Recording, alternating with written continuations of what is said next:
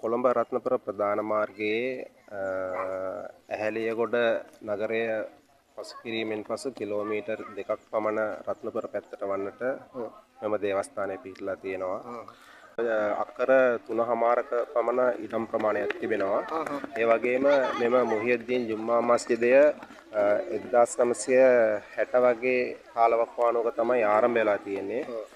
එවකට සුප්‍රසිද්ධ මණික් වෙළඳ ව්‍යාපාරිකයෙක් හිටියා ඇහැලියගොඩ තයිබ් හාජ්ජාර්.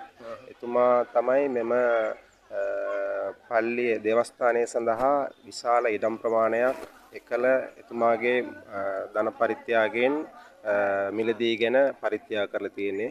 මම හිතන්නේ අක්කර 3මාරක අපසරීක මෙම පල්ලි භූමිය පිහිටා තිබෙනවා. මම හිතන්නේ ඒක මෙම රත්නපුර දිස්ත්‍රික්කයේම තියෙන විශාලම ඉඩමක් පල්ලියේ සතු ඉඩමක් වෙනවා. ඒ වගේම මෙම